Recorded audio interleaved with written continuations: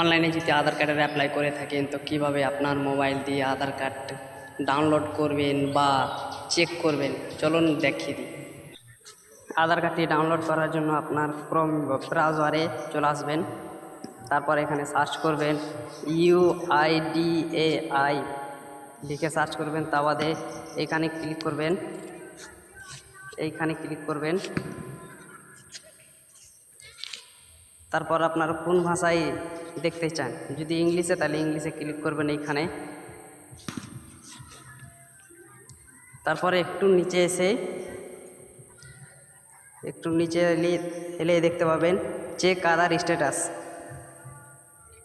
এইখানে ক্লিক করবেন।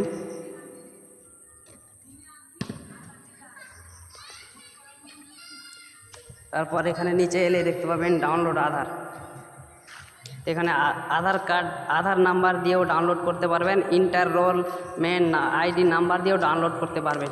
Role ID number দিয়ে দিচ্ছি, তা বাদে ডেট দিবেন, এখানে কোন ডেটে আপনারা অ্যাপ্লাই করেছেন, তা বাদে কোন টাইমে অ্যাপ্লাই করেছেন টাইমটাও বসিয়ে দিচ্ছি। এনরোলমেন্ট আইডি বসিয়ে দিলাম, ডেট বসিয়ে দিলাম, টাইম, মিনিট, সেকেন্ড তিনোটাই কিন্তু বসাতে হবে।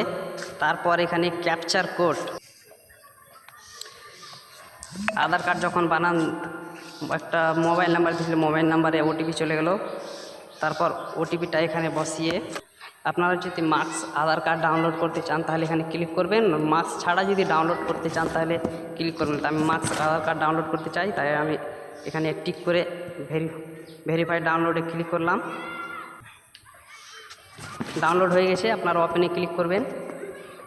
এখানে পাসওয়ার্ড চাই, এখানে মেন প্রশ্ন যে পাসওয়ার্ড কী দেবো, তো পাসওয়ার্ড দিবেন আপনারা যার আধার কার্ড তার প্রথমকার নামের 4টা সংখ্যা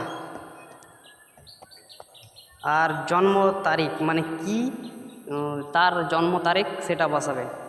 এই দেখো আধার কার্ডটি ডাউনলোড হয়ে গেছে, আপনারা চাইলেই বাড়িতে বসে এভাবে আধার কার্ডটি ডাউনলোড করতে পারবেন আপনার মোবাইল।